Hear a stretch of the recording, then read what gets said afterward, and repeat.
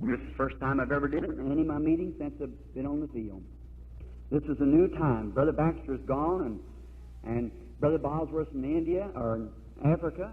Brother Baxter, I don't know where he's at. He's gone somewhere, and the rest of them's out and gone, and Billy and I are here alone.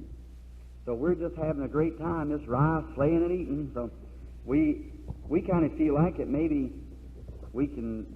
L'aide du Seigneur. Nous pourrions prendre la réunion en main d'un bout à l'autre nous-mêmes. C'est pour cette raison que je suis content de la voir se prolonger un peu. Précisément pour cette raison. Je crois que le Seigneur nous aidera à le faire. Maintenant, vous savez, j'aime beaucoup mes organisateurs. J'ai des frères charmants. Bosworth, Baxter, Lindsay, Moore, tous. Il y en a 5. Le baron von Blomberg. Ce sont vraiment des hommes très bien. Mais ce qu'il y a, c'est que quand un groupe d'hommes se réunissent, l'un va arriver avec quelque chose, l'autre avec autre chose. Parfois, c'est contraire à ce que moi je pense. Alors, j'ai l'impression d'être vraiment libre maintenant. Nous pouvons simplement nous en donner à cœur joie, bien retrousser nos manches, foncer tête baissée et manger. Je pense à ça, retrousser ses manches et s'en donner à cœur joie. La nature a été ma première Bible. C'est par la nature que j'ai appris à connaître Dieu. Et j'aime pécher, comme j'aime pécher. Est-ce que tu aimes pécher, fiston? Si tu aimes pécher et que tu aimes ta mère, tu seras un brave garçon. Et même ma conversion n'a pas sorti tout ça de moi. Alors, un jour, j'étais dans les montagnes, absorbé dans ma pêche. Maintenant, je dis ceci pour ce petit garçon. Je pêchais là-haut dans les montagnes. Et pour les autres petits-enfants, bien sûr, assis un peu partout. Je pêchais la truite. Et, oh, c'est merveilleux, au printemps, je m'en allais comme ça, il y avait toujours une truite dans la fosse d'à côté, vous savez, comme ça, et j'étais là à louer le Seigneur et à m'en donner à cœur joie. Je poussais des cris, parfois je laissais tomber ma ligne, je crois à ça, pousser des cris, amen, bien sûr que j'y crois, parce que je sais que quelque chose s'empare de moi.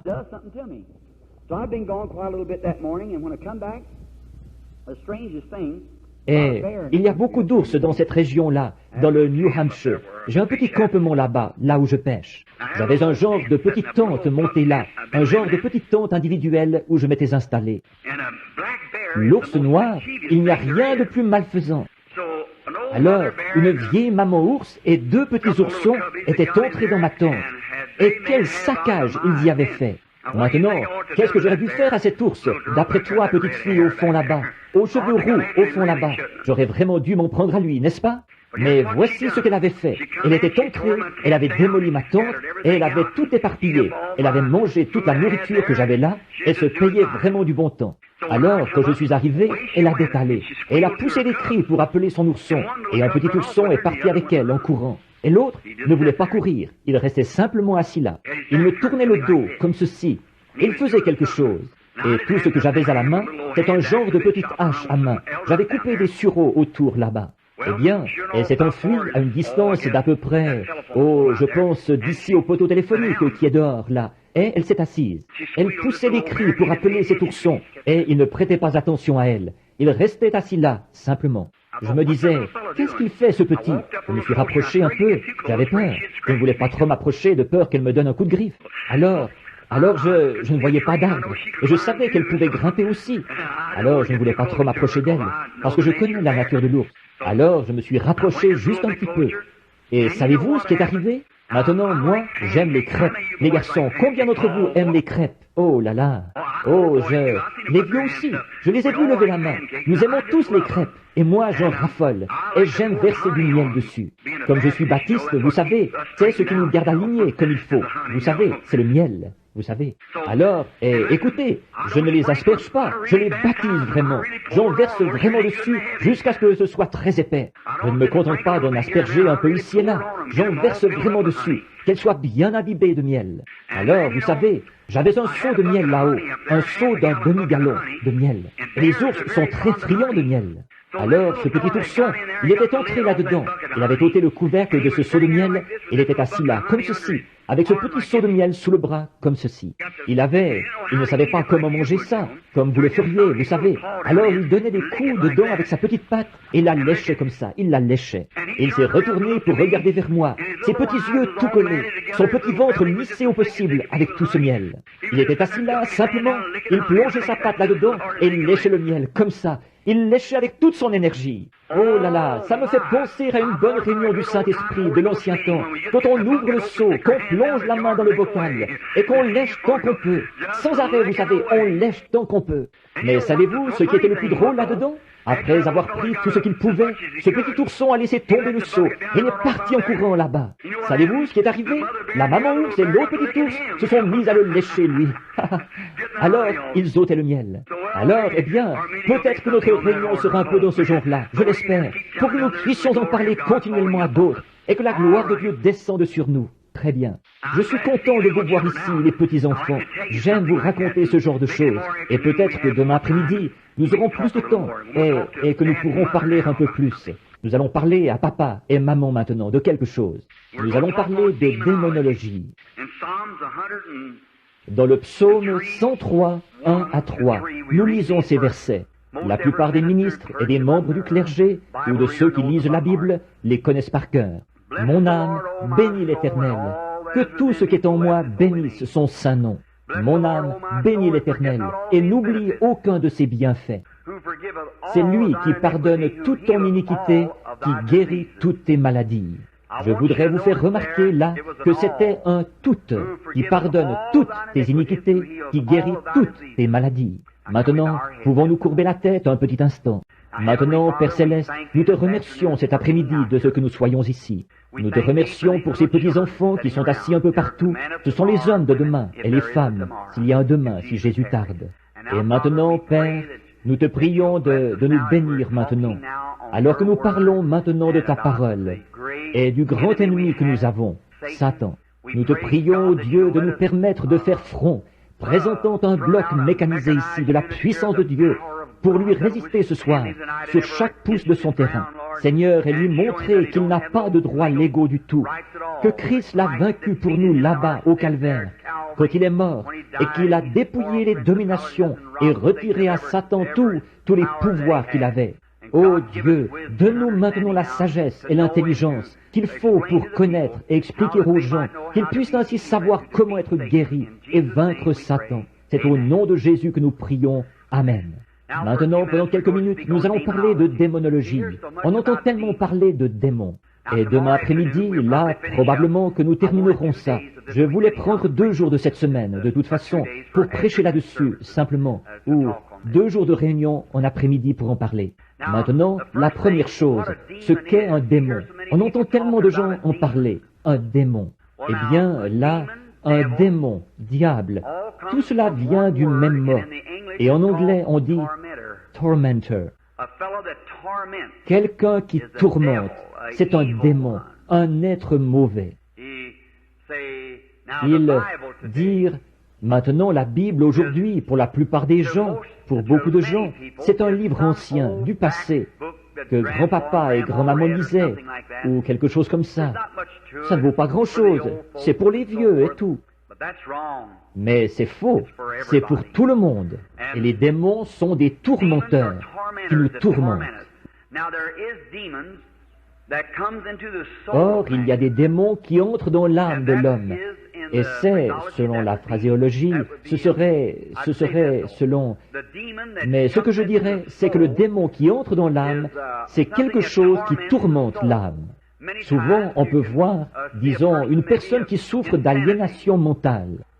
Or, il se pourrait que cette personne soit quand même convertie, remplie du Saint-Esprit, mais qu'elle soit quand même complètement aliénée. Voyez, c'est exact. Ça n'a rien à voir avec l'âme. C'est un tourmenteur, voyez-vous, quelque chose qui les tourmente. Or, toute maladie, nous devons d'abord constater que toute maladie est venue du diable. Dieu n'est pas l'auteur de la maladie. Aucune maladie ne vient de Dieu. Parfois Dieu permet que Satan vous inflige une maladie, comme un fouet pour vous ramener à la maison de Dieu, quand vous avez désobéi. Mais la maladie, au départ, elle est venue du diable. Pouvez-vous imaginer qu'une personne puisse croire que Dieu, notre Père Céleste, soit l'auteur de quelque chose comme la maladie et la mort? Eh bien non, il ne l'est pas. Il ne l'a jamais été. Il ne le sera jamais. Dieu permet la mort à cause de la désobéissance, Dieu permet la mort. Comme un écrivain l'a dit, la mort, tout ce qu'elle peut faire, Dieu l'a attelée à une voiture, et elle nous tire pour nous faire rentrer dans la présence de Dieu, un croyant. Mais le mot mort veut dire séparation. Jésus a dit, « Celui qui écoute mes paroles et qui croit à celui qui m'a envoyé a la vie éternelle. » Et il a dit, « Je suis la résurrection, la vie. Celui qui croit en moi vivra, quand même il serait mort. Et quiconque vit et croit en moi ne mourra jamais. » Nous portons les corps les uns des autres sur le terrain sans sainteté de notre tombe, mais il ne mourra jamais. Maintenant, si vous regardez bien, quand il a parlé de Lazare, il a dit, « Lazare dort. » Les disciples, des hommes comme nous, ils ont dit, « Oh, s'il dort, il va bien. » Il voulait dire qu'il se repose. C'est ce qu'ils ont pensé. Mais il est venu et leur a parlé en utilisant leur langage. Il a dit, « Il est mort. » C'est ce que vous croyez. Mais il a dit, « Je vais le réveiller. » Le réveiller. Voyez, quand vous, mort veut dire séparé. Maintenant, si l'un de vous, si quelqu'un de votre famille mourait, ou quelque chose, s'ils sont convertis, ils ne sont pas morts. Au point de vue humain, ils sont morts. Mais ils sont seulement séparés de nous. Mais ils sont dans la présence de Dieu. Ils ne sont pas morts. Ils ne peuvent pas mourir. Il est impossible qu'ils meurent. Jésus a dit, « Celui qui écoute mes paroles et qui croit à celui qui m'a envoyé a la vie éternelle. Il ne vient point en jugement, mais il est passé de la mort à la vie. » Donc, il ne peut pas mourir. Tout ce qui est immortel, éternel, ne peut pas périr. C'est une vie impérissable. Il la possède parce que Dieu la lui a donnée. Et pas d'une façon méritoire. C'est inconditionnel. Dieu la lui donne. Dieu appelle. Nul ne peut venir à Dieu si Dieu ne l'a appelé. Jésus a dit, « Nul ne peut venir à moi si mon Père ne l'appelle, ne l'attire. » Pas vrai? Alors, c'est Dieu en toutes choses. Peut-être que demain après-midi, nous en parlerons un peu plus longuement, parce que je veux bien vous faire saisir ce point-là, de la maladie, pour que vous le voyiez. À un moment donné, nous avons pris la forme de germe dans notre arrière-grand-père. Ça, vous le savez. Le docteur le sait. Eh bien, vous aussi, vous le savez, vous qui lisez la Bible. Vous savez que le germe de vie a commencé dans votre arrière-grand-père, à prendre la forme de germe, et il s'est transmis par votre grand-père, ensuite dans votre père, et ensuite à votre mère, et là où vous êtes maintenant. C'est exact. Même l'Écriture l'enseigne. Je vous donne le passage de l'Écriture, si vous voulez. Je crois qu'il est dit que Lévi a payé la dîme quand il était dans les reins d'Abraham, qui était son arrière-grand-père. Pas vrai? Alors, voyez-vous, le germe avait pris forme déjà là. Mais vos âmes ont été formées avant la fondation du monde, quand Dieu a créé l'homme à son image, l'esprit de l'homme. Non pas un homme à son image, mais l'homme à son image. Vous voyez? Et à ce moment-là, il les a fait mâles et femelles, avant même qu'il forme l'homme de la poussière de la terre. J'aurais aimé qu'on puisse prendre notre temps cet après-midi et retourner voir ces choses, simplement voir comment Dieu... Or, c'est entre les lignes, mais quand on le voit, ça correspond tout à fait à ce qu'il y a sur la ligne. Voyez? Dieu, là-bas au commencement, ce qu'il a fait là, qu'il s'est déplacé pour descendre vers la terre, et qu'il a fait l'homme à son image.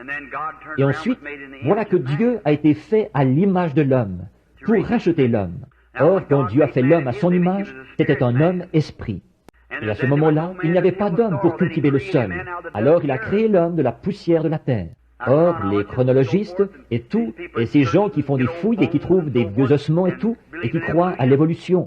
Je crois à l'évolution, la vraie. L'homme évolue de lui-même, mais tout n'évolue pas de la même cellule. Non, monsieur, parce que l'oiseau a été un oiseau depuis le jour où Dieu l'a fait oiseau. Et le singe a été un singe. L'homme a été un homme. C'est exact. Or, je parlais à un médecin ici il y a quelque temps, à Louisville. Il disait, voyons, révérend Branham, je parlais des indigènes de l'Afrique et de leur façon de manger. Ils vont tout simplement, oh, les choses les plus affreuses à voir, et ils mangeaient ça. Il va simplement ramasser des choses qui sont contaminées, avec des vers dedans, secouer ça, simplement, le verre et tout, ça lui est parfaitement égal. Voyez? Ils ont dit, voir n'importe quoi, peu importe ce que c'est. Ils disaient, mais révérend Branham, ces gens-là ne sont pas humains. J'ai dit, oh oui, ils le sont. Certainement qu'ils sont humains. J'ai dit, ce qu'il y a de plus proche de l'être humain dans la lignée animale, c'est le chimpanzé. Et vous avez essayé pendant 4000 ans de faire marmonner quelque chose à ce chimpanzé, et il ne peut pas le faire. J'ai dit, parce qu'il ne peut pas penser. Il n'a pas ce qu'il faut pour penser. Oh, vous pouvez lui apprendre des petites choses comme on le fait à un cheval, et dia, ou mettre des lunettes, fumer un cigare, tenir un équilibre à bicyclette, monter à cheval, ou quelque chose comme ça. Mais c'est tout comme et dia pour un cheval, ou un chien, ou quelque chose comme ça. J'ai dit, c'est un animal. Mais laissez-moi aller au fond de l'Afrique, vers la tribu la plus sauvage qu'il y a là-bas, la petite tribu des Boshiman. Et j'ai dit, son arrière-grand-père n'a probablement jamais vu un homme blanc ni rien. Tout ce qu'il sait, il ne sait même pas distinguer sa droite de sa gauche. Tout ce qu'il sait faire, c'est manger. Et il mange tout ce qu'il peut trouver, que ce soit de la chair humaine ou n'importe quoi d'autre. Ça lui est parfaitement égal, pourvu qu'il mange. Mais laissez-moi le prendre en main à l'âge de 5 ans. Il y a 15 ans, il parlera un bon anglais et aura une bonne instruction. Pourquoi? Il a une âme. Dieu a fait de lui un être humain. Il a autant le droit d'entendre l'Évangile au moins une fois que nous avons le droit de prêcher partout ici, d'un bout à l'autre de l'Amérique, à des gens maintes fois, et en suppliant et en insistant et tout. Ils l'entendent une fois, et regardez-le hurler et se précipiter vers l'autel en vitesse. Voyez? Oui, monsieur. C'est ça que j'ai dans le cœur, frère, aujourd'hui, quand je pense à l'Afrique, et ces pauvres petites mains noires qui se lèvent. Ils disent, frère Branham, encore une fois, parlez-nous de Jésus. Oh, miséricorde, il y a quelque chose au plus profond de mon être qui s'émeut, qui brûle. Aussitôt que je peux recueillir assez d'argent aussi, je vais là-bas. C'est ce que je fais avec chaque sou que je reçois. Tout, Dieu le sait, à part ce qu'il me faut pour manger. Et pour la plupart, ce sont les gens qui me donnent mes vêtements. Je me limite au strict nécessaire pour moi-même, autant que je peux. Je remets ça tout de suite dans le fonds missionnaire, dont il était convenu avec le gouvernement que je ne paye même pas d'impôt là-dessus.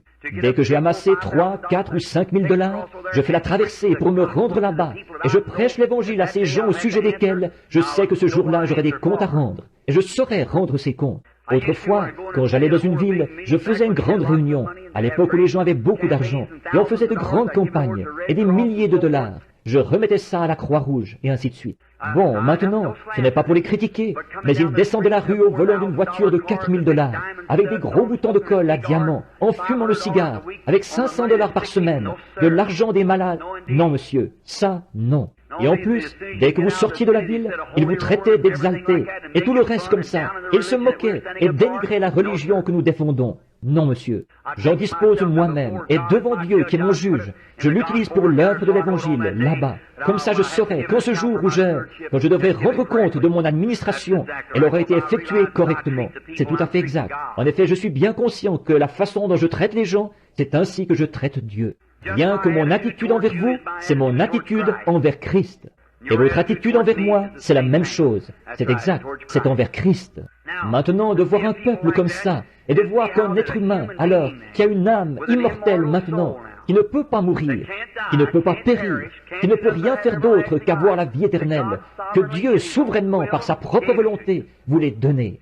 Et maintenant, permettez-moi de corriger un peu ceci, ou de dire quelque chose. Quelqu'un va repartir en disant, « Frère Branham est un calviniste. » Non, je n'en suis pas un. Je suis un calviniste tant que le calvinisme est dans la Bible. Mais quand le calvinisme s'écarte de la Bible, alors je suis un arminien, voyez-vous. Je crois à la sainteté et je crois aussi au calvinisme. Mais tous les deux, l'un a pris une branche latérale et est parti de ce côté-ci, et l'autre a pris une branche latérale et est parti de ce côté-là. Sans l'épître aux Éphésiens, pour ramener tout ça et le remettre à la place que Dieu a donnée à chacun, nous serions tous complètement déboussolés. Mais ils ont tous les deux une doctrine, mais ils ne vont pas plus loin qu'elle dans les deux cas, c'est-à-dire les gens de la sainteté et les calvinistes aussi, les arminiens. Or, les calvinistes ont une part de vérité. Je crois que la doctrine calviniste, voici ce que je crois. Quant à la sécurité, je crois que l'Église a la sécurité éternelle. Toute personne qui lit la Bible le sait. En effet, Dieu a déjà annoncé qu'elle paraîtrait là-bas, sans défaut. Pas vrai? Alors, elle y sera. Pas vrai? L'Église a la sécurité éternelle. Maintenant, êtes-vous dans l'Église? C'est ça qu'il faut voir ensuite. Si vous êtes dans l'Église, très bien, vous êtes en sécurité avec l'Église, mais vous avez intérêt à rester dans l'Église. Et comment entrez-vous dans l'Église? Par une poignée de main? Non. En mettant votre nom sur le registre? Non, monsieur. Nous avons tous été baptisés dans un seul esprit pour former un seul corps. Et ce corps que Dieu a jugé au calvaire, c'était le corps de Jésus-Christ. Et nous sommes baptisés dans un seul esprit pour former ce corps-là. Nous avons la sécurité éternelle tant que nous sommes dans le corps de Christ. Rien ne peut nous en séparer. On ne peut rien contre nous. Si vous en sortez par votre propre volonté. Mais aussi sûr, si vous êtes dans le corps de Christ, aussi sûr que Jésus est ressuscité des morts, vous ressusciterez aussi. Dieu a déjà accompli cela. Vous ne pouvez pas pécher. Oh, vous, peut-être qu'à vos yeux, je peux être un pécheur. Mais si je suis en Christ, Dieu ne le voit pas, parce que ses péchés font l'expiation. Son sang fait l'expiation de mes péchés, là-bas. Voyez? Je ne peux pas pécher. Celui qui est né de Dieu ne pratique pas le péché, parce qu'il ne peut pas pécher. La semence de Dieu demeure en lui. Voyez? Il est prêt. S'il fait une erreur, certainement, il est tout de suite prêt à l'avouer. Si c'est un vrai chrétien, il le fera. S'il le cache, il montre par là qu'il n'y a rien en lui, au départ. C'est exact. Il n'y a rien en lui pour commencer. Mais si c'est un vrai chrétien, ici même, plantez un grain de blé dans la terre. Ce sera toujours un grain de blé. Il pourrait y avoir tout plein de gratterons autour et tout le reste. Mais ce sera un grain de blé tant qu'il existera. Pas vrai? Et si un homme est vraiment né de l'Esprit de Dieu, il n'est pas à l'endroit et à l'envers, en dedans et en dehors, et là-bas dans le monde, et puis ici. Non, monsieur, non, non. Vous n'êtes pas un gratteron un jour et un grain de blé le lendemain. Dieu n'a pas ce genre de choses dans le champ. Oui, monsieur. Si vous êtes né de l'Esprit de Dieu, vous êtes un chrétien depuis ce moment-là jusqu'à ce que vous repartiez. Et à ce moment-là, vous êtes immortel avec Dieu. C'est exact. Si vous êtes dans l'Église. Bon, maintenant, parlons de la mort. Considérons cet aspect-là. Maintenant, comment une personne de ce rang-là, dans cet état-là, pourrait-elle jamais être malade? C'est parce que votre corps n'est pas encore racheté. Votre corps n'est pas racheté. Peu importe à quel point, combien vous êtes bon et combien sanctifié et combien saint et combien de Saint-Esprit vous avez, ça, c'est seulement votre âme. Et pour votre âme, ce n'est pas encore terminé non plus. Tout ce qui est là, c'est la bénédiction, la promesse de Dieu, ce qui est le gage de notre salut. Mais maintenant, si nous n'avons aucun gage de notre résurrection, aucune guérison divine, alors je n'aurai aucune assurance ni rien pour me prouver qu'il y a une résurrection. Tout comme si Christ ne vit pas dans mon cœur. Si je dois accepter la chose en me fondant sur un genre de point de vue psychologique, quelque chose là-bas que je dois croire, quelque part, comme ça, eh bien, alors je serais un peu sceptique. Et c'est pour cette raison que ceux là-bas en Afrique, quand ils venaient, les missionnaires se sont présentés là. Ils ont fait entrer des milliers de ces indigènes, alors qu'ils portaient des genres d'idoles anglaises et tout le reste, parce que tout ce qu'ils avaient entendu, c'était le côté psychique de la Bible. C'est exact. Dans ma propre église, il y a des baptistes, des méthodistes, des presbytériens, il y en a de toutes sortes qui y sont entrés. Mais quand ils ont vu la démonstration de la puissance de Dieu, la question était réglée. À ce moment-là, ils ont su que Dieu était Dieu. Mais maintenant, qu'est-ce qui déclenche cette maladie? Bon, pour commencer, c'est un esprit avant de devenir une maladie. Tout comme vous étiez un esprit avant de devenir un être humain. Maintenant, prenons par exemple le frère Willett ici. Frère Willett, à un moment donné, vous et moi, nous n'étions rien. Ensuite, pour commencer, Dieu nous a donné une vie. Et prenons, disons, si j'analysais votre corps cet après-midi, vous êtes composé d'un tas de cellules, maintenues en cohésion par des atomes. Et maintenant, un jour, ces atomes seront détruits si Jésus tarde. Vous vous en retournerez. Ils redeviendront tels qu'ils étaient au commencement, retourneront dans l'air. Mais quand votre esprit reviendra, ces atomes se réuniront de nouveau avec cet esprit. Ils produiront un autre frère Willett, identique à celui-là, sauf plus jeune, quand il était au mieux de sa forme. Quand un homme a dépassé l'âge d'environ 25 ans, il se retrouve avec quelques rides sous les yeux et les cheveux qui commencent à grisonner. Forcément, parce que la mort est à vos trousses, et un de ces jours, elle vous emportera. Qui que vous soyez, elle vous emportera. Mais graduellement, vous vous retrouverez coincé ici, et Dieu vous sortira de là. Vous vous retrouverez encore coincé ici, la mort vous aura presque, et encore ici. Mais au bout d'un moment, elle vous emportera. Mais alors, ce que la mort peut faire, elle prend toute son ampleur. Et alors, une fois qu'elle a fait tout ce qu'elle peut faire, quand Dieu vous a donné cette vie et que vous étiez au mieux de votre forme, vers l'âge de 23 ans, quand vous reviendrez à la résurrection, vous serez de nouveau exactement tel que vous étiez à l'âge de 23 ans, 25 ans, avant que la mort s'installe. La mort fera tout ce qu'elle peut faire. Elle s'installera, mais vous reviendrez exactement tel que vous étiez. Maintenant, si chacune des cellules de votre corps, analysons cela maintenant. Vous avez été formé cellule sur cellule, cellule sur cellule, et si on décomposait cela ici sur l'estrade, votre corps, une cellule après l'autre, vous en arriveriez à un germe minuscule, d'où vous avez commencé, invisible à l'œil nu. Il faut le regarder sous un verre grossissant. J'ai vu le germe de vie au microscope. Ça ressemble à un fil minuscule. Et ce qui se forme en premier, c'est la colonne vertébrale. C'est comme un petit nœud. C'est la première petite cellule qui s'ajoute à une autre cellule. Maintenant, si je devais prendre cette petite cellule unique, dont vous êtes tous venus, une cellule minuscule, un germe. Un germe, qu'est-ce que c'est? Un germe, c'est une cellule minuscule, la plus petite de toutes. Eh bien, qu'est-ce qui vient après? Or, je vous ai disséqué de tous vos éléments jusqu'à cette petite cellule-là, et je ne vous ai pas encore trouvé. Tout ce que j'ai, ce sont vos cellules étalées là. Eh bien, ensuite, les cellules du sang et les cellules de la chair et tous les genres de cellules, je les étale toutes là, mais je ne vous ai pas encore. Et maintenant, j'en arrive à un germe. Eh bien, je vais disséquer cette petite cellule-là. Maintenant, vous êtes où? Votre vie. Et la vie forme la première cellule, qui est un germe, et ensuite tout selon sa nature. Le chien selon son espèce, l'oiseau selon son espèce, l'homme selon son espèce. Les cellules se développent, cellule sur cellule, pour aboutir à ce que vous êtes, un être humain, par ces cellules qui se développent. Or, c'est Dieu qui a établi que ce devait être ainsi. Mais maintenant, qu'en est-il d'un cancer? Parlons un peu de lui. Or, Dieu vous a donné votre vie. Et disons, vous voici aujourd'hui, me voici. Il n'y a rien sur ma main, mais à un moment donné, il pourrait y avoir un cancer sur ma main. Eh bien, comment ce cancer est-il venu là? Voyons ce qu'est ce cancer. Maintenant, disséquons-le, lui. Prenons son cas à lui. Or, lui aussi, c'est un tas de cellules. Le saviez-vous? Une tumeur, une cataracte, toutes ces choses, ce sont des cellules. Elles n'ont pas de forme définie. Certains s'étendent, et certains ressemblent à une araignée, et certains sont disposés en stries. Un cancer rouge, c'est semblable à de longs fils rouges qui passent en travers.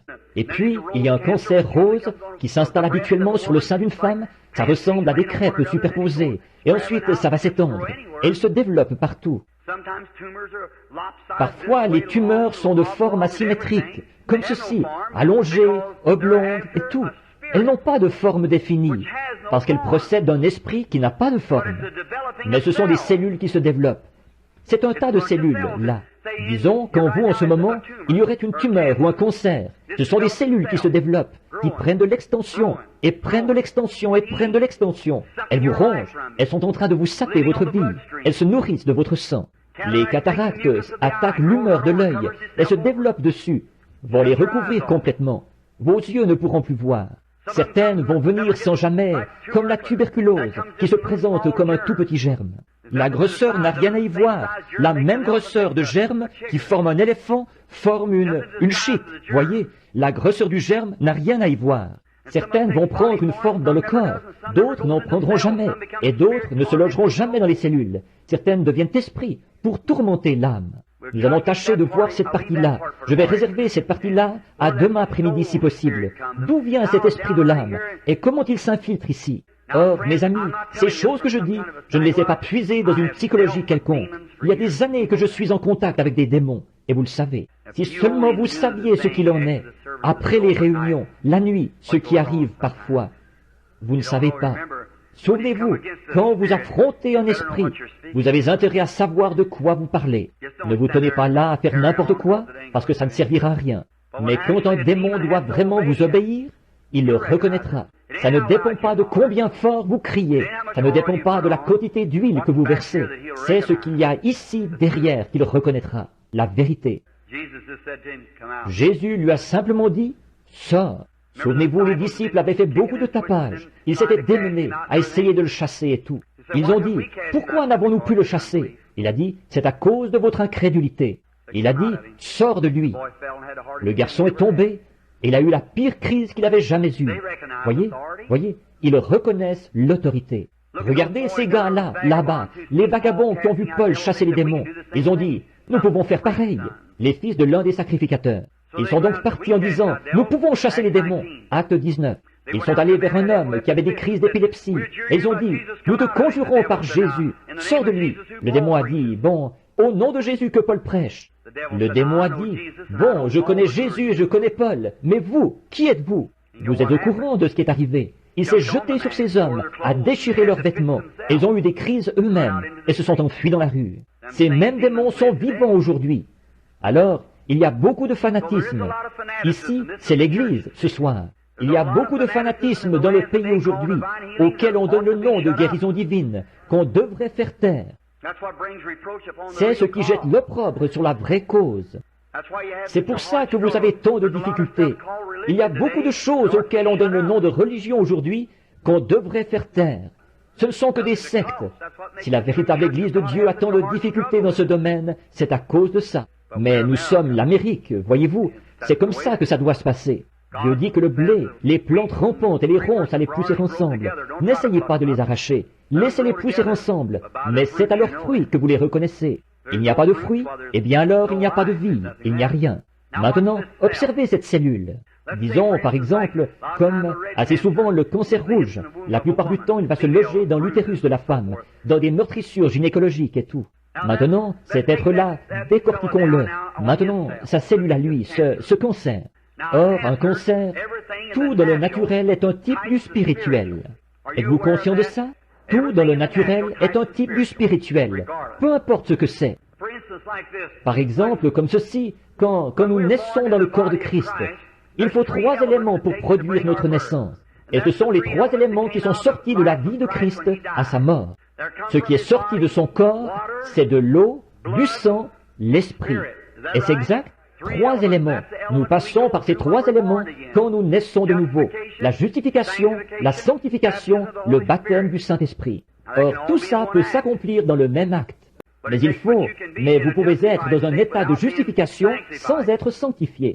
Vous pouvez croire au Seigneur Jésus-Christ tout en ayant encore votre souillure en vous. Mais vous pouvez vivre à la fois une vie justifiée et une vie propre et sainte, absolument, tout en n'ayant pas le Saint-Esprit. Voyez-vous, la Bible, 1 Jean 5,7 dit, « Il y en a 3 qui rendent témoignage dans le ciel, le Père, le Fils et le Saint-Esprit. Et le Père, la parole et le Saint-Esprit, qui était le Fils. Et ces 3 sont un. Il y en a aussi 3 qui rendent témoignage sur la terre, l'eau, le sang et l'Esprit. Et ils sont d'accord. Ils ne sont pas un, mais ils sont d'accord. Vous ne pouvez pas avoir le Père sans avoir le Fils. Vous ne pouvez pas avoir le Fils sans avoir le Saint-Esprit, car ils sont inséparables. Un. La Trinité se trouve dans un seul. Je n'en entends pas parler ici, mais on entend beaucoup ça un peu partout dans le pays, dans les groupes pentecôtistes. C'est un des points qui entraîne le plus de confusion, ce simple point-là. Et j'ai même réuni leurs chefs, et je leur ai prouvé qu'ils croient tous les deux la même chose. C'est le diable qui s'est mis entre les deux, c'est tout. Si cette grande église pentecôtiste sut se débarrasser de toutes ces petites traditions, et que tous s'unissaient pour former une église de Dieu bénie, l'enlèvement viendrait. Mais tant que Satan peut les garder divisés, ça va. C'est sa façon de faire les choses. Et ils croient exactement la même chose. L'un dit, eh bien, ceci, c'est cela. J'ai dit, eh bien, si ceci, c'est cela, alors cela, c'est ceci. Alors voilà, alors c'est tout pareil. Mais voilà ce qu'il en est de cette Trinité de Dieu en 3. Maintenant, Dieu dans son unité, Dieu le Père, le Fils et le Saint-Esprit. Or, nous ne disons pas nos dieux, comme les païens, c'est notre Dieu. Voyez, c'est l'être triple de Dieu. Maintenant, remarquez, Satan aussi est formé d'une trinité, et ses pouvoirs sont dans une trinité. Mais maintenant, remarquez donc, alors que l'eau, le sang et l'esprit produisent la nouvelle naissance. Pas vrai? Maintenant, regardez bien, c'est ce qui représente la nouvelle naissance. Qu'est-ce qui représente la naissance naturelle, avant que la nouvelle naissance se produise? Quand, vous les mères, à la naissance d'un bébé, qu'est-ce qu'il y a en premier? De l'eau, ensuite du sang, ensuite, voyez-vous, c'est ce qui produit la vie, voyez-vous, ce qui produit la personne. L'eau, le sang, l'esprit. Maintenant, un cancer. Parlons de lui pendant les prochaines... Il nous reste à peu près 5 minutes, je pense. Pendant peut-être les 5 prochaines minutes, parlons du cancer. Qu'est-ce qu'il est, lui? Qu'est-ce qu'il représente? Il est un charognard. Il représente le vautour. Il mange des choses mortes. Et la plupart du temps, un cancer provient d'une meurtrissure, une cellule qui aurait reçu un coup et qui se dissocie. Il y a une petite cellule là qui est rétrograde. Oh, c'est un gros mot pour un baptiste, ça, n'est-ce pas? Très bien, mais elle est rétrograde, cette cellule-là. Je suis un baptiste qui croit à ça, rétrogradé. Quelqu'un disait ici à une réunion en Arkansas, l'autre jour, il disait, Frère Branham, il disait, c'était un Nazaréen, il avait été guéri, il parcourait la ville à pied avec ses béquilles sur l'épaule. Il disait, savez-vous quoi? Il disait, d'abord, quand je suis arrivé ici, il disait, je pensais que je vous ai entendu prêcher, je pensais que vous étiez nazaréen. Il disait, après j'ai vu que la plupart des gens étaient pentecôtistes, et quelqu'un m'a dit que vous étiez pentecôtiste, et maintenant vous dites que vous êtes baptiste. Il disait, je ne saisis pas. J'ai dit, oh, c'est facile. J'ai dit, je suis un baptiste nazaréen pentecôtiste. Alors c'est ça. Très bien. Non, nous sommes un en Jésus-Christ, par le Saint-Esprit. C'est par lui que nous sommes un. C'est exact. Maintenant, remarquez, cette petite cellule rétrograde, après avoir été meurtrie, ça commence petit à petit. D'autres petits germes vont tout de suite se présenter là et laisser leur vie. Et le pu qui se forme dans la plaie, c'est ça. Ce sont des soldats minuscules qui luttent pour votre vie. Ils vont là en vitesse et ils s'attaquent à ce poison, ces puissances démoniaques qui cherchent à s'amasser là et ils y laissent leur vie. C'est ce qui forme, c'est une bande de petits soldats morts. Ce pu qui se trouve dans votre sang, qui se trouve dans la plaie. Ils ont donné leur vie pour sauver la vôtre. Maintenant, dès qu'il y a un rejet là, une petite cellule, et que ce démon se met en branle, il se met à se développer, il se met à multiplier les cellules. Il est en train de construire un corps, tout comme vos bébés ont commencé dans votre sein, et comme vous avez commencé dans votre mère. Cellule sur cellule, cellule sur cellule, cellule, n'importe comment, n'importe où, tout simplement, ils n'ont pas de forme définie, comme l'être humain qui se forme selon sa nature. Lui, il procède tout simplement d'un esprit. Il va tout simplement pousser n'importe comment. Il va se mettre à ajouter cellule sur cellule, cellule sur cellule. Et là, avant longtemps, vous allez commencer à vous affaiblir et à vous sentir malade. Vous consulterez le médecin et vous examinera. Peut-être qu'il ne pourra pas le trouver. S'il le trouve, peut-être qu'il l'enlèvera en le coupant. S'il peut faire une coupure nette, très bien, c'est réglé pour vous. Mais s'il ne peut pas faire une coupure nette, alors, si c'est dans la gorge ou bien quelque part où on ne peut pas faire une coupure nette, une toute petite parcelle continuera à vivre. Voyez-vous, parce que ce n'est pas comme si on vous coupait la main et que ça règle le problème, ou n'importe quoi, ou qu'on coupait. Ce que je veux dire, si vous coupiez la partie principale du corps et que vous laissiez votre main là, eh bien, elle ne pourrait pas vivre. Mais voyez-vous, ça n'a pas la même forme de vie que vous. C'est une puissance démoniaque en mouvement. Et maintenant, remarquez, vous appelez ça, le docteur l'appelle un cancer. Dieu l'appelle un démon. Considérez aujourd'hui, il se contente d'où vient le mot cancer. Il vient d'un mot latin qu'on emploie dans les termes médicaux et qui veut dire crabe. Un crabe comme on en voit au bord de la mer, avec plein de pattes. C'est comme ça qu'il fait. Il s'étend, il s'étale. Le mot pour cancer, c'est crabe. Et il s'infiltre, et continuellement il gagne du terrain. Et chemin faisant, il aspire votre sang, comme une pieuvre ou quelque chose comme ça. Eh bien, une tumeur, une cataracte et les autres maladies, elles proviennent toutes d'un germe. Et ce germe-là, il faut qu'il soit un corps. Et avant de pouvoir être un corps, il doit être une vie. Avant de pouvoir créer ou proliférer et produire d'autres cellules, il doit être une vie. Est-ce juste? Or, d'où est venu ce cancer? D'où est-ce venu? Vous ne l'aviez pas là, il y a quelque temps. Mais maintenant, peut-être que vous l'avez. D'où est-il venu? C'est une autre vie, différente de votre vie, qui vit en vous. Et elle tourmente, elle mine votre vie. C'est pour cette raison que Jésus l'appelait un démon. Épilepsie, c'est comme ça qu'ils appellent ça aujourd'hui. Ils disent épilepsie. Mais l'épilepsie dans la Bible, Jésus appelait ça un démon. Quand cet homme s'est présenté là, avec le garçon qui tombait par terre, et qui avait l'écume aux lèvres et tout, il a dit, il a un démon, et souvent il le jette dans le feu, dans l'eau. Maintenant, ils lui ont donné un nom raffiné, et l'ont appelé épilepsie. Mais c'est un démon. Et Jésus a dit, démon, sors de cet enfant. Exactement. Or, généralement, l'épilepsie est provoquée par un problème rénal. On pourra peut-être voir ça un peu plus tard, voyez. C'est ce qui provoque l'épilepsie, par suite d'une urémie. Maintenant, remarquez ceci. Alors, cette cellule reste là, c'est un démon. Il est en train de construire une vie, il prend de l'extension, se développe de plus en plus. Il a un devoir à remplir, c'est de vous ôter la vie. C'est pour ça que le diable l'a envoyé, pour abréger vos jours à moins de 70 ans. Bon, je tire mon chapeau à tous les médecins. Oui, monsieur, tous ceux de la médecine, que Dieu les bénisse pour l'aide qu'ils ont apportée aux gens. C'est tout à fait juste. Qu'est-ce que vous feriez sans elle dans le monde d'aujourd'hui? Je remercie Dieu pour la médecine. Je remercie Dieu pour mon automobile. Si Dieu n'avait pas permis que la science produise une automobile pour moi, j'aurais eu beaucoup de mal à marcher jusqu'ici. Pour la lumière électrique et pour le savon que j'utilise pour me laver les mains et pour le dentifrice que j'utilise pour me brosser les dents, certainement. Je le remercie pour tout, parce que toutes les bonnes choses viennent de Dieu. Mais je vais vous dire, il n'y a pas le moindre médicament qui ait jamais guéri aucune maladie. Et pas un seul médecin, à moins que ce soit un charlatan. Mais un vrai médecin vous dira qu'ils ne prétendent pas être des guérisseurs. Chez les frères Maillot, là, beaucoup d'entre vous, on m'a fait venir pour des entretiens là-bas 2 ou 3 fois, au sujet de patients qui étaient sortis de là, des incurables. Vous avez lu le Reader's Digest, le numéro de novembre. Combien ont lu le numéro de novembre? L'article à mon sujet, là, dans le Reader's Digest. Voyez? Et ils m'ont fait venir pour un entretien, là-bas, au sujet de ce bébé qu'ils avaient condamné. Ils disaient que la chose n'était pas faisable. Mais le Saint-Esprit m'avait parlé et m'avait dit comment la chose se ferait. Et elle s'est faite. Très bien. Alors, ils m'ont fait venir là-bas, et juste au-dessus de la porte, où Jimmy et les autres Maillots étaient autrefois, il y a une grande affiche qui dit « Nous ne prétendons pas être des guérisseurs, nous prétendons seulement aider la nature. Il n'y a qu'un guérisseur, c'est Dieu. Ce sont les meilleurs du monde. » Bon, on a quelques charlatans, oui, c'est exact. On a des prédicateurs charlatans aussi. Très bien. Alors, on a ça des deux côtés. Remarquez, mais tout homme qui déclare qu'il est un guérisseur, il raconte des salades, parce qu'il ne peut pas guérir.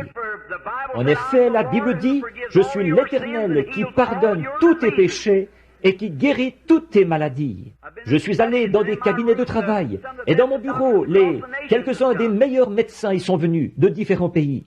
Vous ne connaissez pas la face cachée d'une vie, mon ami, savoir ce qui a été, et des choses que je ne dis pas en public. Des hommes viennent en cachette.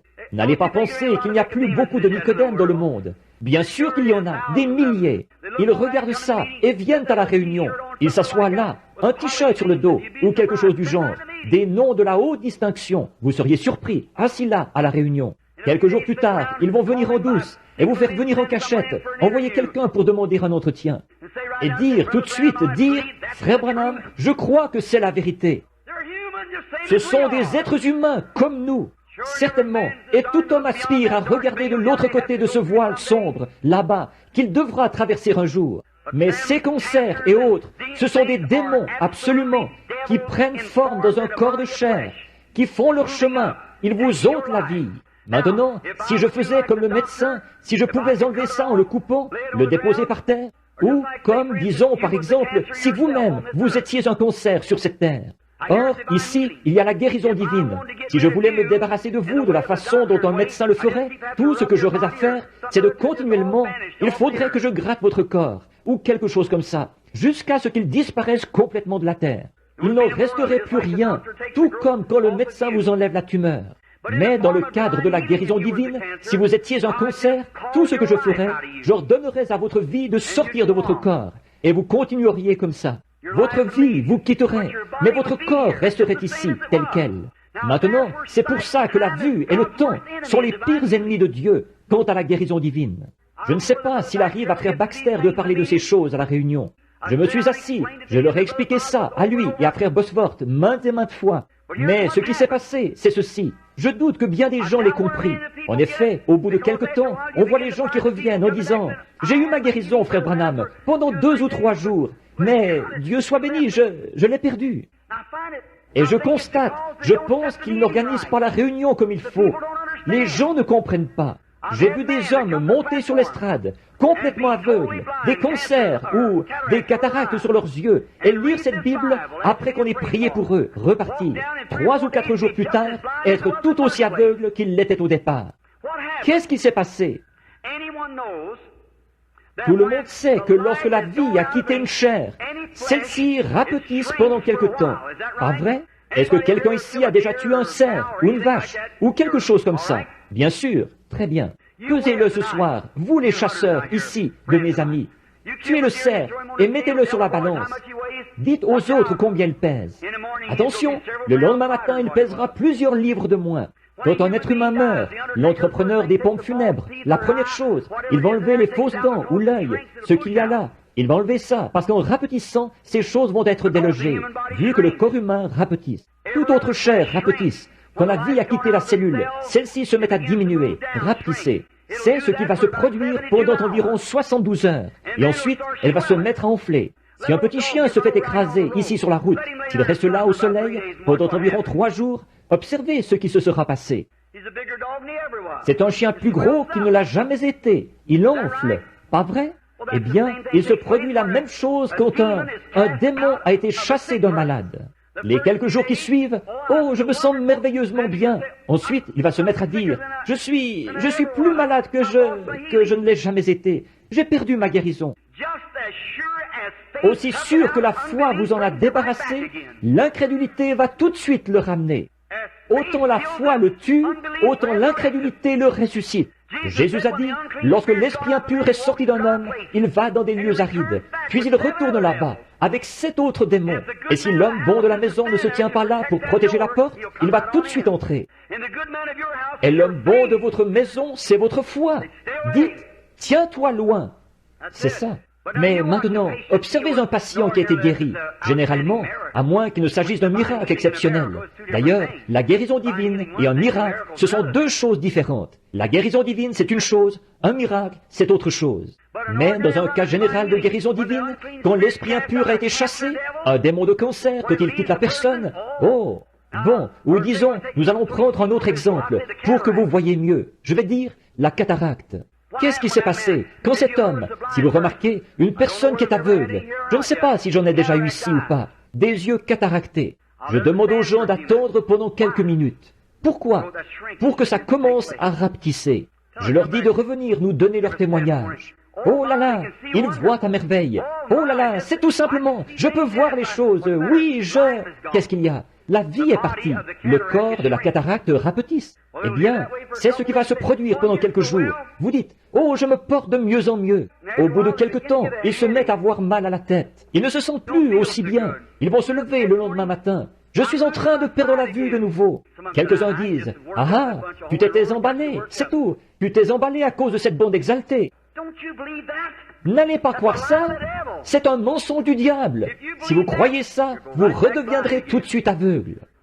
Mais si vous tenez ferme, que vous dites, non, Seigneur, je crois, alors qu'est-ce qui va se passer? Ce corps-là va enfler pendant un certain temps. Il va vous voiler la vue de nouveau. Ce cancer qui est dans le corps va enfler. Vous recommencerez à souffrir et avoir mal. Ensuite, vous serez horriblement malade, terriblement malade. Pourquoi? Cette grosse tumeur de chair morte est là, en vous, morte. Vous retournerez voir le médecin et il dira, « Oh, ça ne tient pas debout.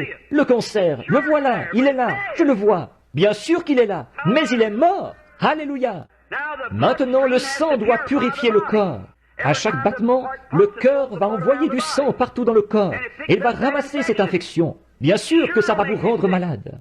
Qu'est-ce qui se passerait si vous aviez un gros morceau de viande quelque part à l'intérieur de vous, ou de la longueur d'un serpent, ou quelque chose, de la grosseur de votre doigt, et ce serait là, et mort. Cette quantité-là de viande morte en vous est en train de pourrir. Eh bien, naturellement, votre sang, en circulant dans votre organisme, il doit le garder pur. Mais il y a un corps qui est mort, cette chose qui est encore là, parce que la vie en est sortie. La puissance de Dieu, par le moyen de la foi, l'a chassé. C'est un démon, il doit partir. Mais c'est parce que les gens ne sont pas renseignés. Ils repartent et démissionnent. Et ce même démon, il se tient là pour prendre de nouveau le contrôle. Quand Dieu vous dit quelque chose, ici sur l'estrade, par son esprit, sous son inspiration, n'en doutez surtout pas. Sinon, il vous arrivera quelque chose de pire. C'est ce qu'il a dit. En effet, Jésus a dit que la dernière condition de cet homme était 7 fois pire que la première. Pas vrai? Lorsque l'esprit impur est sorti d'un homme, il est allé dans des lieux arides. Il est revenu avec 7 autres démons. Alors, ne soyez surtout pas incrédules. Tenez-vous-en strictement à cela, que cela vienne de votre cœur. Dites, non monsieur, je ne broncherai pas. Peu importe combien je suis malade, ça n'a rien à y voir. Et avant longtemps, vous recommencerez à bien vous porter. Tout ira bien alors. Voyez-vous, elle est morte. Là, l'opération par laquelle le médecin vous l'aurait enlevée, cette même tumeur est là, en vous, mais il n'y a aucune vie en elle. Vous dites, de vie en elle, frère Branham, est-ce qu'elle va m'ôter la vie? Non, monsieur, cette vie-là est une vie distincte de la vôtre. Je viens de vous montrer que vous êtes une vie, et que vous êtes devenu un être, et elle est une vie, et elle devient un être. Vous êtes de Dieu, et elle est du diable. Vous voyez ce que je veux dire? La démonologie. Or, vous devriez voir à quoi elle ressemble, cette chose, quand on est là à la regarder. Oh là là, je suis désolé. Il est presque 3h30. Je suis désolé. Regardez, mes amis. Oh, ce dont ce monde a besoin. Il y a environ 7 ans que je parcours l'Amérique, à enseigner, à faire ces services de guérison. J'ai bien envie de repartir dans le pays, en enseignant la Bible et la démonologie, pour que les gens puissent comprendre ce qu'il faut faire. Et c'est pour cette raison, ils vont aller à ces réunions souvent, et un individu, si on ne comprend pas, ces gens vont se présenter là, et souvent... Maintenant, vous vous souvenez de cet individu qui est venu et qui disait qu'il avait un don de guérison divine. Le don de guérison divine était en vous, si vous avez été guéri. Il s'agit de vous. Tout don entre en action par la foi. Et quel que soit le don de guérison divine que j'ai, j'y crois de tout mon cœur, moi. Mais vous auriez beau vous tenir ici, et si vous n'avez pas la même foi, il ne vous servira à rien. J'aurais beau prier pour vous pendant des heures, des semaines et des mois. Ce ne sont pas les prédicateurs qui ont la guérison divine. C'est vous qui avez le don de la guérison divine, qui croyez à votre guérison, parce que c'est par la foi. Par la foi. Toute action de Dieu s'effectue par la foi. L'armure complète de Dieu, c'est par la foi. Nous n'avons pas une seule chose naturelle de ce monde. Tout ce qui appartient à l'Église chrétienne, c'est par un acte de foi. Considérez l'armure de Dieu, l'amour, la joie, la paix, la longanimité, la bonté, la douceur, la bienveillance, la patience. Pas vrai? Tout est surnaturel, rien n'est naturel. Alors, nous ne regardons pas aux choses naturelles, parce que notre activité se situe au niveau surnaturel. Et la seule chose sur laquelle nous pouvons nous fonder, c'est sur la foi, sur ce que Dieu a déclaré être la vérité. Et nous regardons à l'invisible. Et nous appelons les choses qui ne sont pas comme si elles étaient. C'est ce qu'Abraham a fait, et il les a reçues. Amen. Abraham a appelé les choses qui n'étaient pas, c'est ce que Dieu avait fait, comme si elles étaient. À l'âge de 100 ans, il ne douta pas, par incrédulité, au sujet de la promesse de Dieu. Je peux vraiment m'imaginer ça, pas vous? Voir Sarah qui se lève un matin. Dieu avait dit, Abraham, il avait dit, Abraham, tu vas avoir ce bébé. Sarah s'est levée, il a dit, comment te sens-tu, Sarah? Ici, c'est une foule mélangée. Mais écoutez, pas de changement. Eh bien, gloire à Dieu, nous allons la voir. Va chercher les couches, et les épingles et tout, prépare-toi. Très bien, un autre mois a passé. Sarah, comment te sens-tu? Pas de changement. Une année a passé. Et alors, Sarah? Pas de changement. 10 ans ont passé. Pas de changement. 25 ans ont passé. Pas de changement. Abraham, au lieu de s'affaiblir, il s'est fortifié de plus en plus. Il savait que plus le temps passait, plus le miracle serait grand. En effet, il crut à Dieu et ne douta pas par incrédulité au sujet de la promesse de Dieu. Il disait, nous allons la voir. Et un matin, le sein de Sarah a commencé à grossir et le petit Isaac est né parce qu'Abraham a cru à Dieu. Et il regardait les choses, il considérait ces choses qui n'étaient pas comme si elles étaient. Pas par les sentiments, pas par la vue. Vous ne marchez pas par les sentiments, ni par la vue. C'est par la foi. Et une fois que Dieu a déclaré quoi que ce soit, il a dit, tout ce que vous demanderez en priant, croyez que vous l'avez reçu. Ensuite, tenez-vous-y. Dieu l'a dit, il faut qu'il en soit ainsi. Amen. Des démons. La foi dans le Père, la foi dans le Fils, la foi dans le Saint-Esprit. Les trois sont un. Les démons trembleront et les pécheurs se réveilleront. La foi en Jéhovah secourra tout. C'est exact. Oh là là, assurément, ayez foi en Dieu. Regardez à lui. Ne bronchez surtout pas. Ne bougez pas de là. Dieu l'a dit. Et les démons, qu'est-ce qu'ils sont? Ils sont des êtres spirituels. Maintenant, le médecin dit, vous avez un cancer, vous avez la tuberculose, vous avez une cataracte, vous avez une pleurésie, vous avez ceci. C'est un démon. C'est une vie. Et derrière cette vie, il y a un esprit. Combien savent et reconnaissent que dans un cancer, une cataracte, c'est un esprit. Il y a une vie dedans. Eh bien, il ne peut pas y avoir de vie dans quoi que ce soit sans qu'il y ait un esprit. Vous voyez? Alors, il doit y avoir une vie pour mettre cette chose-là en action, quelque part. Même l'arbre qui est là, il y a de la vie dedans. Toute la science du monde ne pourrait pas arriver à fabriquer un brin d'herbe. Le saviez-vous? Ils vont fabriquer quelque chose de ressemblant, mais ils n'arrivent pas à trouver la formule de la vie. C'est Dieu, voyez. Jésus a dit à l'arbre, « Maudit sois-tu, tu n'as pas de fruits et tu n'en auras jamais. » Ils sont repassés par là, ça c'était vers 8 heures ce matin-là. Ils sont repassés vers 11 heures en allant déjeuner. Pierre a dit, « Regarde cet arbre, il est mort jusqu'aux racines. » Pourquoi? Jésus a menacé la vie qui était dans cet arbre, qui était dans les racines, et l'arbre au complet est mort. Alléluia! Ce même Christ peut menacer un cancer jusqu'aux racines, et il mourra complètement. Cet arbre était là, exactement tel qu'il était des heures auparavant. Mais on a constaté que les feuilles se sont mises à tomber, et puis l'écorce s'est mise à se détacher. Et il s'est mis à dépérir, jour après jour, et semaine après semaine. Et après quelque temps, il ne restait même plus la moindre trace de cet arbre. Alléluia! Le cancer, la tumeur, la cataracte, ou quoi encore, ils devront partir quand Christ parlera. Il chassait les démons, et il a dit, en mon nom, ils chasseront les démons, ils parleront de nouvelles langues. S'ils saisissent des serpents ou boivent quelques breuvages mortels, cela ne leur fera pas de mal. S'ils imposent les mains aux malades, les malades seront guéris. L'aimez-vous? Je suis désolé de vous avoir gardé assis ici pendant 1 heure cet après-midi. Vous aimez le Seigneur? Qu'est-ce qui va arriver maintenant? Si vous acceptez Christ comme votre guérisseur, et que vous croyez dans votre cœur qu'il vous est arrivé quelque chose, et que vous croyez que vous êtes guéri, allez-vous croire que vous êtes guéri? Ne laissez pas le diable vous coller autre chose. Continuez simplement à avancer. Docteur, dites, docteur, qu'est-ce que ça a l'air? Il dira, voyons, c'est encore là. Dans votre cœur, vous savez ce qui est arrivé. Ah, à un moment donné, il dira, tiens, qu'est-ce qui a bien pu arriver à cette chose-là? Alors dites, écoutez docteur, je vais vous le dire. Voici ce qui est arrivé. Jésus-Christ m'a guéri. C'est exact. Jésus-Christ m'a guéri. Très bien. Courbons la tête un petit instant. Frère Willett, voudriez-vous venir 1 minute, frère? Alors, Père Céleste, nous sommes reconnaissants pour le sang de Christ. Et peut-être que parfois ton serviteur, Seigneur, manque de sagesse en parlant aussi longtemps. Mais je me sens peut-être comme Paul qui, une nuit, a prêché toute la nuit. Un jeune homme est tombé par la fenêtre et il est mort. Et cet apôtre qui avait la parole de Dieu dans sa vie est allé poser son corps sur le garçon. La vie est entrée en lui. Il a repris vie. Dieu bien-aimé, je me rends compte que c'est le coucher du soleil pour cette grande civilisation. Elle est maintenant à son déclin. L'heure est très avancée. Le milieu du jour est passé. Les ombres du soir tombent. Une grande lumière jaillit du royaume de Dieu. Elle prend sa position, alors qu'une obscurité profonde s'installe sur la terre. Ô Dieu, je me rends compte que chaque jour, je prends de l'âge. Laisse-moi aller de l'avant, Seigneur. Donne-moi la force. Aide-moi à annoncer cette grande vérité partout. Aide-nous demain après-midi pour que nous en comprenions plus long. Et Dieu bien-aimé, bénis ce petit auditoire cet après-midi. Ce soir, quand ils se réuniront ici pour le service de guérison, puissent tous les hommes et toutes les femmes converser les uns avec les autres, parler ensemble en disant, « Bon, voici, ne doute plus du tout. Maintenant, nous comprenons d'où ça vient. Nous savons que c'est un démon.